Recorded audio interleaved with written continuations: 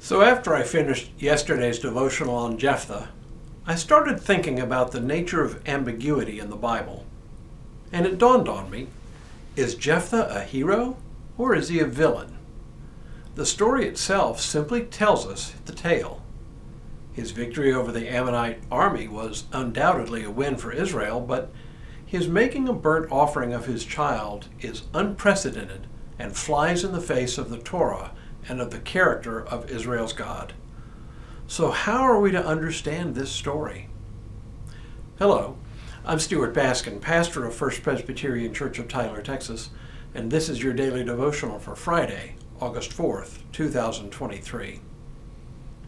It dawns on me that a lot of the discomfort we have about the story of Jephthah is based on how we understand the Bible, how we read the Bible, how we interpret the Bible. In short, how we make meaning from the Bible. Now, some people would already jump down my throat at this point saying, what do you mean, make meaning? The Bible says what it says and means what it means. There's no making meaning on our part. And I hear that. I'm somewhat conservative when it comes to biblical interpretation. What I mean is that the Bible is not endlessly malleable. Biblical interpretation is important business. But that's part of the point, isn't it? The Bible must be interpreted, not just from one language to another. We interpret the meaning of texts as we read them, and reasonable people can and do interpret texts in somewhat different ways. Some texts appear pretty straightforward. The Ten Commandments, for example, are pretty clear. And yet, even here, we can interpret its demands in different ways. For example, you shall not kill. Does that mean we are never to take another human life under any circumstances? What about war? What about the death penalty, self-defense? You can see already that things, even at this point, things that appear direct and to the point, lend themselves to interpretation, debate. Which brings us back to the story of Jephthah. In case you didn't listen in on yesterday's devotional, here it is in a nutshell. Jephthah is tapped by the people of his tribe to lead their military forces in defense against the Ammonites in a land dispute. When negotiations fail and war becomes inevitable, Jephthah promises God that if God will give him victory, then he will offer up as a burnt offering whoever first comes out of his house when he returns home after battle. He's heartbroken when his beloved only child, his young daughter, is the first one to come out to meet him. So why wouldn't he simply ignore his vow or at least renegotiate it? But in his zeal to fulfill his vow, he follows through and offers up his precious daughter as a burnt offering to God. So how are we to understand this? How shall we interpret it? It dawned on me yesterday that the difficulty we have begins with the unspoken assumptions we have about the Bible. For those of us who take the Bible seriously, we sort of default to a reading where anything that looks like a victory for Israel or for the church is an unquestioned positive. But what if the Bible allows for ambiguity? What if the Bible doesn't assume that whatever people do in the service of God is unvarnished good?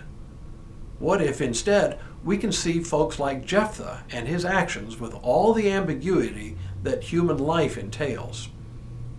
We all know deep in our heart of hearts that no one is completely good all the time.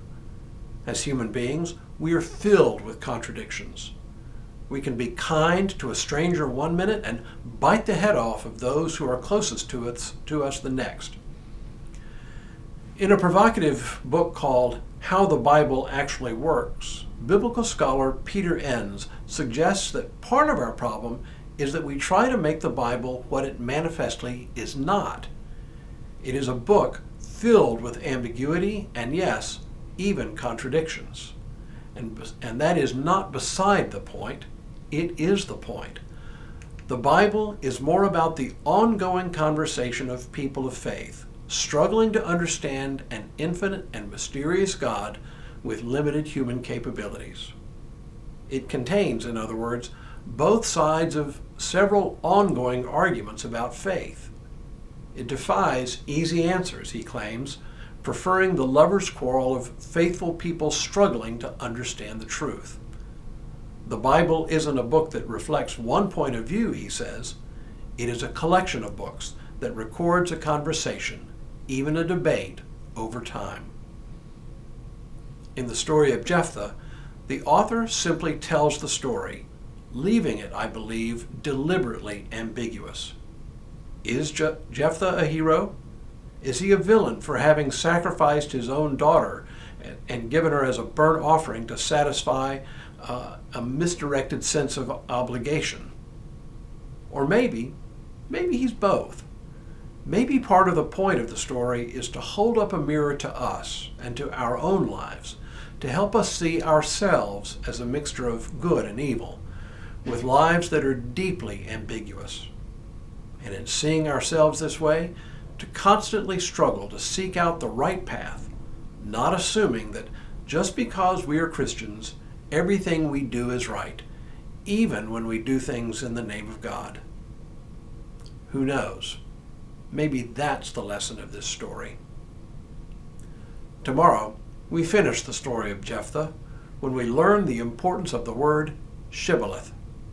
Spoiler alert, you'd better pronounce it correctly. But for now, may God continue to bless you and keep you in all that you do this day and in all the days ahead.